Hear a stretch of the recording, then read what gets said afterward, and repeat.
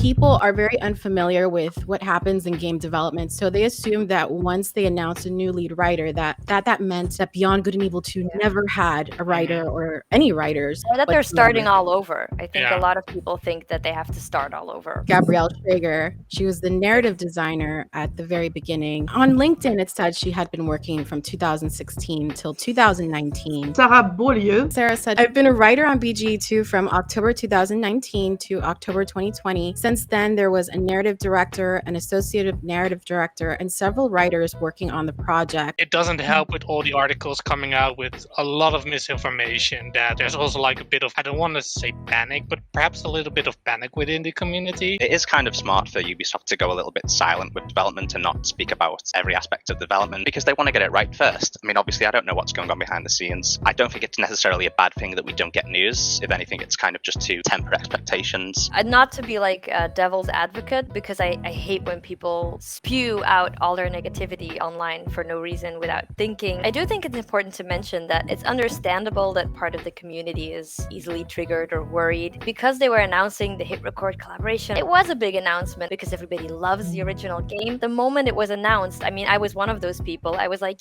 yes!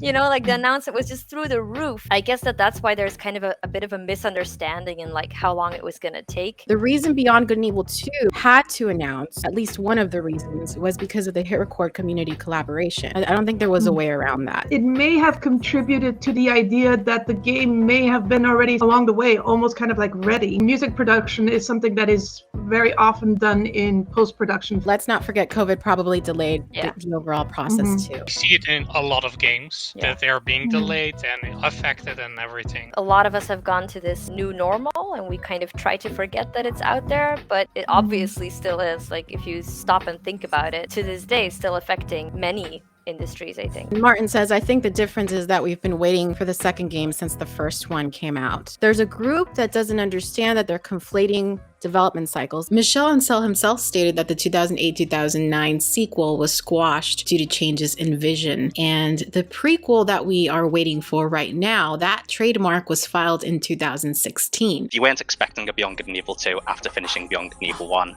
then you probably didn't like Beyond Good and Evil 1 that much, because I think that was everybody's instant reaction to completing the first game was, I just want more of this and I want to see more of this world. Back then they didn't have the resources for it, or like the technology wasn't ready yet, and that they've just been waiting all this time to make like the BGE game they always wanted to make. Everything was being built around the solar simulation tool, and that tool took about 3 years of preliminary work and was completed 1 year before E3 2017. So that trailer that we all know and love, that was actually day 0 of development. That's Swiss fucking chocolate. Let's not keep like dwelling on all this negativity and let them just make the game.